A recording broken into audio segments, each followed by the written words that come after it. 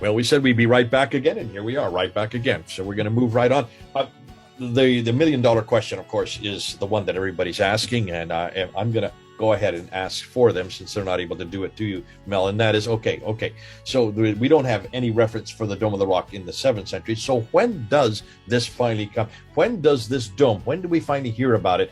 That the book, the building that we're looking at today. When does that actually come into fruition? Can you help us with that?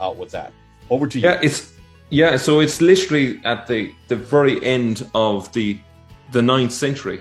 So we're talking about the latter years of the 9th century. We have a witness count in 870 that places a building in the northern part of the Temple Mount. But then finally we get a mention of a dome of the rock built over the rock foundation in the last few years of the 9th century, practically the 10th century.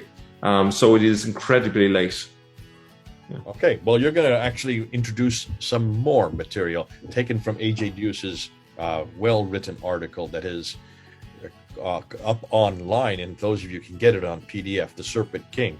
And this is causing a huge amount of furore around the world. A lot of people have been sending it to me. They've been asking me to critique it. I said, we have a guy, Mel, who is actually going through it and is unpacking it. Those of us who don't have the time to read all of J.J. Deus's, thank you, Mel, for doing that for us. Since what you're doing is you're bringing his research from what he has done over the years, and now you're showing it to us. Because this has a huge amount of impact on what we've been saying concerning that standard Islamic narrative and how they got it wrong. Because everything we've known about the Dome of the Rock, everything we know about the early scripture has come from the standard Islamic narrative, the S-I-N. And unfortunately, as we're seeing in almost every category, they are fraudulent. So we've gone back to the 7th century. We're back in the 7th century, and we cannot find this building. Well, there is a tower there. We even have possibly a picture of this tower that's 100 feet high and maybe 50 feet wide. But it's in the right place, but it may not even be in the right place that we have today. It may be off to the left, over towards the eastern wall. And now you're telling me that we still don't even have any reference to this structure called the Dome of the Rock. You're saying it may have been introduced in the 9th century. I want to hear more of what you have to say, because obviously I want to see what the history is telling us, not what the standard Islamic narrative is telling us, not what Muslims have been telling us. I want to see what history tells us. So over to you. Okay, let me just go back here. So if we just reiterate where we left off in the last video, we had an image of the temple in a Bible by Charlemagne, and it was basically just a tower. There was no arcades. And what is the significance of that? Well, if this was what Abdul al-Malik made, where are the arcades? If we don't have arcades, it means we have no inscriptions. If we don't have inscriptions, then really we've thrown away the main anchor that we have in terms of determining most of the early history of Islam. However, the Zuquin Chronicles suggest little remained by the time of Caliph Mansur of what was called Solomon's Temple. So basically the key takeaway from this is that al-Mansur turned the temple into a mosque. But when was that? Well, in the middle of the 8th century. So A.J. Deus says the lineup of primary evidence continues with the Zuquin Chronicle of the late 8th century. It makes no mention of the Dome of the Rock when referring to restoration going on in the ruins of Jerusalem. Instead, the Chronicle seems to try to say that whatever may have been on the Temple Mount had not been used as a mosque until al-Mansur. So what does that tell you, Jay? Because we got some serious problems there. Okay, so we're going from a temple to a mosque, and this is not till the mid-8th century. That, from everything we've known about what was happening in the 7th century, and it looked like that this was an internecine conflict between anti-Trinitarians and Trinitarians, many different sectarian Christian groups, Jews as well, but nothing Islamic, and nothing that would be in the form of a mosque. So here now, what you're telling me is that this whole conflict that is happening in the, look at the dates, mid-8th century, at that time, then Islamic imposition is now being put onto what was earlier a temple. And of course, temple mean a Christian temple. Absolutely.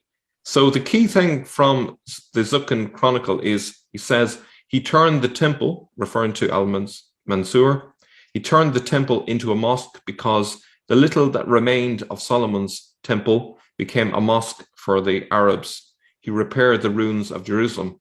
So if we are looking for evidence of the Dome of the Rock, well, the Zuquin Chronicle doesn't give us that evidence.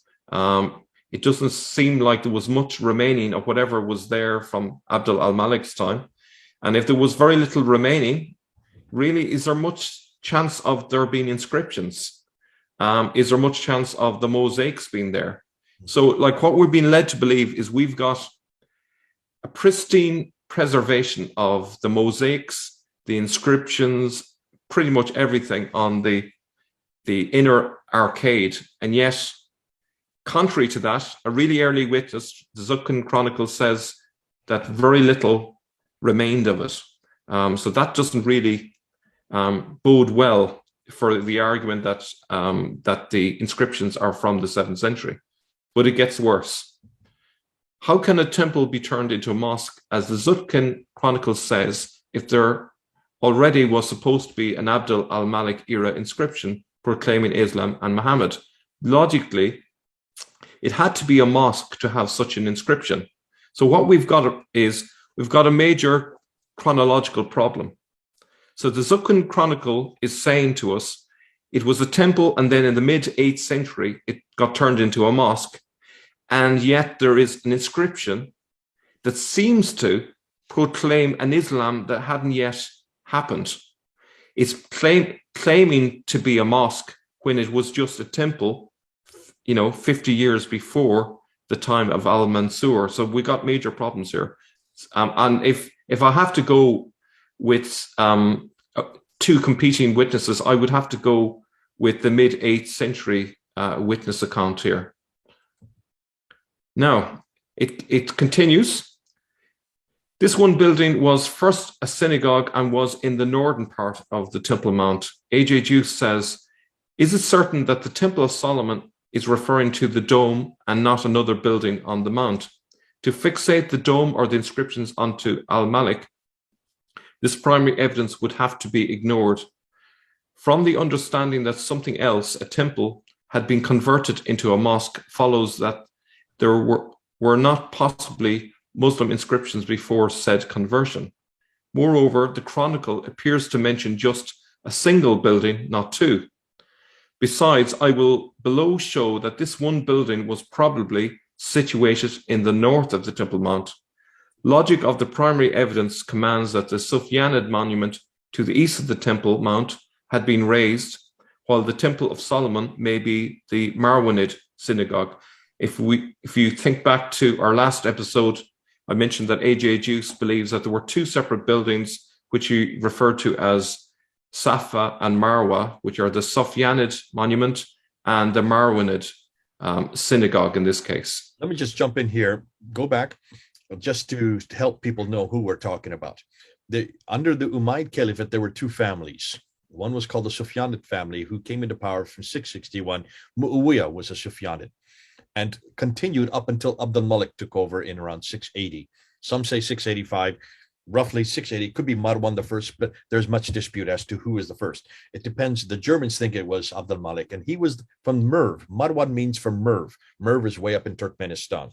They then took over power. They were still the Umayyads, but they were another competing family within the Umayyad dynasty. So they take into power, and Abd al-Malik is possibly their first, or certainly the greatest of all the Marwanid families. So you're saying that Sufyani, which would be on the eastern side near the eastern wall, it would be their structure, and the Marwa was referring to Marwanid, which makes sense because it reflects the name of the family itself. Yep. So he goes on to say that the traveler, Bernard the monk, visited the holy city around 870 AD and wrote that the Temple of Solomon is in the north, which houses a Saracen synagogue. It is remarkable that Bernard recognized the building as a synagogue. Christian monks do not usually get confused about such fundamental terminology. Moreover, he places the synagogue to the north of the platform, while the Dome of the Rock sits dead center on the north-south axis and offset to the west. What A.J. Deus is saying is that the place that he puts it does not match the Dome of the Rock. Okay, to place the rock to the north, his description requires that the entire northern half of the platform would have to be built after his visit. So essentially, this is really damaging on multiple levels. First of all, we've got a building in the wrong location, and the fact that it's been referred to not as a mosque, but as a Saracen synagogue. So it's basically revealing quite a lot for us. It's suggesting that there is a Jewish connection in the early days of Islam, and that visitors could be forgiven in confusing a mosque with a synagogue, which suggests a strong Jewish influence in those early years. A.J. Deus goes on to say that he is surprised about the openness of the secret, not about the fact that it was a synagogue. Academics should perhaps take his report more serious. It's primary evidence for a temple of Solomon for Saracen Jews on the Temple Mount. It was perhaps the only building up there. Together with the Zuquin Chronicle, it appears that the Temple of Solomon was indeed a synagogue in the north of the Temple Mount, and that the foundation stone may not have been covered with a major monument. Presumably, if that tower that is mentioned earlier had existed, it no longer existed when this monk visited. He didn't mention any other building apart from this building in the north. Had Abdul al-Malik's Dome of the Rock with gold on the roof existed, he surely would have mentioned it, but he doesn't. And I think this is really damaging. It means that there was no Dome of the Rock yet. There was no inscriptions. There was no arcades. There was no mosaics. There was none of that. We have to wait a little bit longer before we see a Dome of the Rock mentioned. Do you want to comment on that before I go further? I mean, this is putting everything out of whack, and it's fascinating that we would expect to see Saracen Jews who would have everybody wants the Dome of the Temple Mount, because that is where David's temple was. That is where the first century temple was destroyed. The Jews had been thrown out of Jerusalem. They've all wanted to come back and get to the Temple Mount. That's why Umar, as you and I have discussed many times, Umar wanted to get back to Jerusalem. He came from Hira in Iraq, came across, and finally conquered Jerusalem in 638, and Sophronius gives him the key to the city. And so that's why we have in 638 that reference to him going up and building that structure. But here we are, we're talking about a good 150 years later. We're talking about 870, the 9th century, when you have a eyewitness account, and the eyewitnesses are saying that this is nothing more than a synagogue, not the Dome of the Rock, not the structure we're looking for, not the one that's there today, not the one we've been told has been there since 691. We're now 870. We're almost 200 years later. We're almost coming up to 200 years later, the late 9th century, and it's still nothing more than a synagogue for Saracen Jews sitting up in the northern part, not in the central part where the rock is, nor in the eastern where the Sufyani building would have been earlier. So this is fascinating, because this is pushing it back even further. The significance of that will open up and show you once we get to the conclusion. But I want to hear what more you have to say. Yeah. So obviously, if they go about building a Dome of the Rock, they're going to have to create a new narrative in the latter part of the 9th century. No problem. As we'll see, they create a new narrative out of thin air. And I'm sure it may have raised eyebrows for the first decade or two. But the amazing thing about narratives is that it affects the communal memory of the population. So people receive the narrative and they go, okay, that's it. That's the story. Because most people are busy with their lives. They don't have time to investigate histories like people like me or you. Can I give you an example right now? Yeah. Let me give you an example. When you go to Mecca today and you look at the Jamarats. We call them the Jamarats. These are the Jamarats. These are the pillars. The one pillar that has been there all the way through up until the 1980s. In the 1980s, and I remember talking to Al-Fadi about this. Al-Fadi's parents, whenever they went to the Mecca, there was only one pillar there. And here's a picture of the one pillar. I'm just going to put it up here right now. This is a picture of the one pillar that all the pilgrims throw stones at. Now, after 1980, and this is what Al-Fadi remembers, when he went as a young boy, there were three pillars that he throws on. Here's a picture of the three pillars. If you go today, they're now all enclosed. Here's a picture of what they look like now today. Now what has happened? That one pillar was to be stones thrown at the devil. Now that because there's so many pilgrims that have come, they now have to enlarge it to 3 pillars to accommodate the millions that come there. All the stones that are being thrown are being hitting people, so they've got to enclose it so that none of these stones hit anybody. And now what do? There's a whole new narrative. What's the new narrative? These are 3 temptations of Abraham by Satan. Not 1 temptation, but 3. So it's enlarged from 1 to 3 temptations.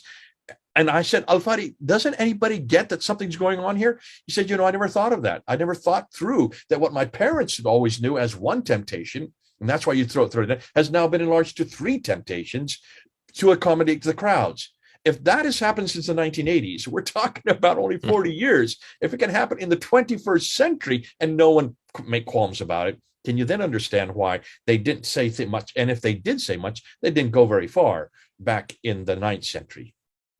Yeah, the thing with propaganda of any kind is basically if people trust the people who produce the propaganda, so obviously that's a precondition. People trust the propaganda, they don't question it, and they wear the ideas like new clothes.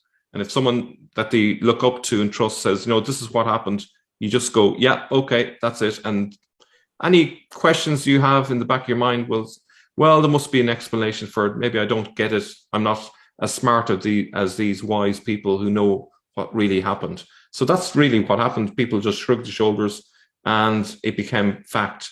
Why does no one report seeing a dome of the rock on the Temple Mount?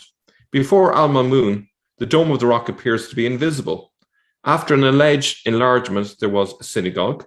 Although absence of evidence is no evidence of absence, here we are not dealing with some obscure detail of fact, but with one of the most important buildings for all Judaic religions and inscriptions for Islam.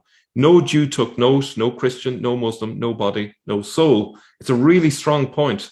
So latter half of the 9th century, we're still not seeing any mention of the Dome of the Rock, and that is very suspicious. It's really suggested there simply was no Dome of the Rock there yet, but it will be finally mentioned at the time that the new building was built, or at least a few years after it was built. Okay, when do we finally get a dome at the right location? And so this is the earliest witness we have. In the late 9th century, the Sunni historian Jogfer Yaqubi, who died in 897, 898, so it must have been built in the previous 30 years approximately. He mentions in his report, which is entirely fictitious, he says, then Abdul al-Malik built above the Sacra a dome. And he goes into more detail, but this is pure fiction. The Dome of the Rock must have been built after 870. And so they had to backdate this story to basically explain away this sudden appearance of the dome. I'm sure for the first couple of decades, people might have scratched their heads and wondered about this. But once time has passed, a couple of decades, maybe one generation passes by, it just, as the same with the pillars that you mentioned, it just became accepted. A very late contemporary evidence that a building now covers the rock. The inadmissible traditions of both historians Yaqubi and Bukhari contain passages that claim that Mecca was forbidden or later destroyed, providing a reverse reasoning for the dome's construction.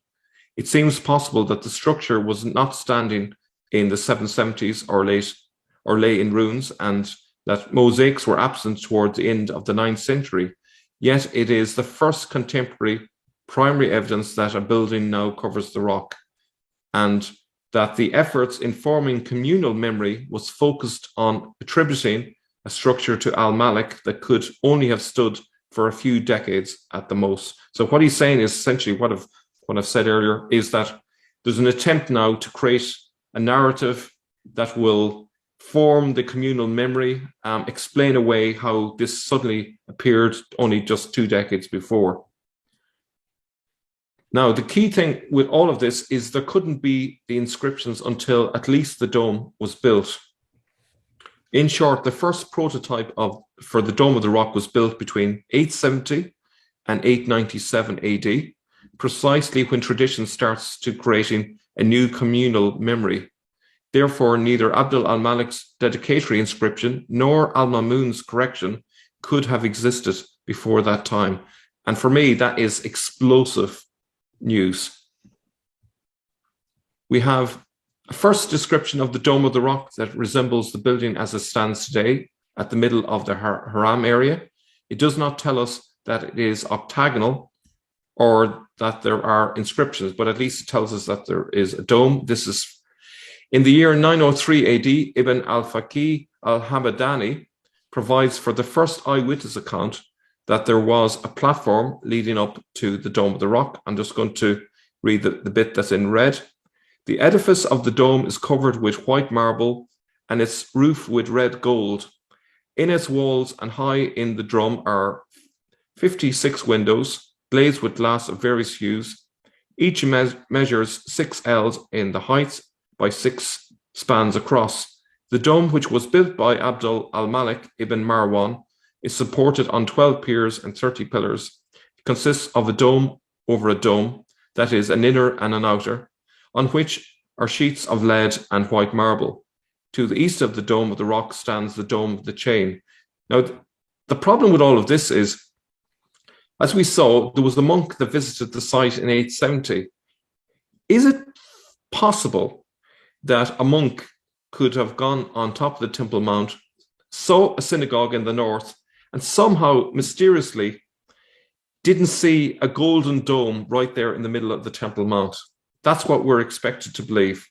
So I think this is highly suspicious that this is a fabrication that's been written to explain where this Dome of the Rock has suddenly come out of. So in conclusion, our earliest reference to a Dome of the Rock, i.e. a dome over the Temple Mount foundation, is in the late 9th century. Multiple witness reports that prior to this, there was a mosque at the eastern gate, and then there was a Saracen Synagogue at the northern end of the Temple Mount. There is a possibility that a tower existed for a time over the rock, if the codex can be reliably interpreted that way. But even still, that doesn't have any arcades, which are where the crucial inscriptions are located. The evidence would suggest that the dome is a 9th century creation, and that the inscriptions, including a dedication to Abdul al-Malik, can't be from the 7th century. And there I conclude. Hell, okay. Now, let's put it all together. I don't think there's much I need to say. I think you've done such a good job here. You have really encapsulated. But let me just say one thing. Remember, Mel, why was the dome so important? Why are these inscriptions so important? Well, these inscriptions are the first time that we really see the Shahada. Remember, we don't have the Shahada in any structured form until the Dome of the Rock. Now, and that's La ilaha illallah, Muhammadur Rasulullah. That means there's only one God but God. And there's Al-Sharkatun is also in there. Remember, Al-Sharkatun, which means there is no associates. And Muhammad, or the Muhammad, the blessed one, the praised one, is the nothing more than a messenger of God. So that's why the Shahada, though it's not the Shahada we have today, it's still a Shahada that it was introduced in the Dome of the Rock, 691. That's what we've always thought. So there you have the reference to the Shahada, you have the reference to Muhammad. Further on, you also have reference to Muslims. Those are the 3 things we've been looking at because we suggested these were introduced at the time of Abdul Malik. Not a Muslim Shahada, nor a Muslim Muhammad, nor a Muslim the people, because we didn't, at this time, these were just being formed. Nonetheless, it was such an important structure for this, was it not, Mel? Yeah, this is the primary evidence the Muslims have to prove that there was an Islam in those early years. And you throw out this evidence, what have they got? You know, they haven't got really solid evidence until much later for the existence of Islam. And 2 centuries later, you're talking between 870 and 897. That's even after Ibn Hisham, that's after Al-Waqidi, this is after Al-Bukhari, after Sahih Muslim. I mean, you're talking, and the first really description of it is not till 903. So you're coming into the part similar to where Al-Tabari would have been writing. So you're talking about when the standard Islamic narrative was being created is when this building is being put together. If we have to wait that late to get the Shahada, that late to get the Muhammad, and still a deformed Shahada, not the one that we use today, then there's all kinds of questions suddenly rise up. all kinds of questions, because we're going to have to push everything back another 2 centuries, because it's that those inscriptions that are on the ambulatories that are the ones that we've always been going with, and the ones that Muslims have been going with, and that everybody's been going with. But they did not exist in that earlier structure. Even the earlier structure that's on that tower that you're talking about that could have been there during the time of Abdul Malik, those don't have the ambulatories, which is where the inscriptions are from. There was a building there, but even that somehow got torn down and replaced with these 2 other structures, one on the east, one in the north, one for the Sufyani period, one for the Marwanid period. And that not till really the 9th century, late 9th century we're talking about, and that this finally got the building that we're looking at today. I would also point out that, in that last description from 903 AD, there's irrelevant details about windows and sizes and so forth. What we're not seeing is any reference to an inscription. Surely the Shahada, a reference to Muhammad, would have been a big thing to include, even if a tiny part of the inscription, to mention it as part of the description. Nothing about that. Nothing about the mosaics, nothing about that key inscription. It's incredible that it's not mentioned. And that's, I think, very damning. If there was that inscription there, that would have been massively important in terms of for propaganda purposes, if for no other reason, to mention that, and it's not mentioned. Good stuff, man. This is going to have an awful lot of impact. Of course, we're going to be doing even more yet, because there's more yet to come. But these are the first 2. We want to get into this. We want to introduce this. We'll be coming back later and unpacking what we now know from the 15th and 16th and the 17th century up until even the 19th century, because there's much more yet to unpack. But that should get you all going, and that you start to see that we're doing what what has been asked of us, and that is find out what's really happening historically, follow the evidence on the ground. And as the evidence keeps moving, and as we see from the 7th century up until the 8th, up until the 9th century, the evidence that Mel has come up with is damaging an enormous amount of the standard Islamic narrative. We're not surprised by that. We have put, as we've been sifting it through, we've been putting the Dome of the Rock in here, and what's been coming out is nothing more that looks like Sufyani and Marwanid structures, even possibly a synagogue, but not the Dome of the Rock as we need it. When we've been looking at the inscriptions, we thought the inscriptions were Quranic. I thought they were Quranic until today. We're finding out they're not even Quranic. And certainly, if they are Quranic, they're not from the right time period that the Quran. And here's the thing. Put together. Here's the thing as well, is if the inscriptions are as late as I'm going to suggest in later parts, and it's been a subject of debate why they don't match exactly the Quranic verses that we have today, it suggests that these people who put them there may have intentionally made them different from the Quranic verses so as not to raise suspicions, because that all adds to the authenticity, the fact that it's a bit rough at the edges, not quite the Quranic verses, close enough but not quite. It gives the impression of it being archaic. This is a level of deception that seems to be suggested by the evidence. I do also want to actually add the fact that all credit for all this work is AJ Deus. This is me just reporting what he has found. Good, great, thank you. Listen, you do have some reactions. I'm sure you want to respond right here at the bottom. Go ahead and put down on your comments, and good friend Mel will look at your comments and he'll get back to you. You will, Mel, and you'll try to unpack it or certainly respond. If there are lots of good comments that need to be responded to, Mel and I will do another follow-up video to be able to answer those questions. Well, until that time then, this is Mel over here, thousands of miles away, and Jay over and out.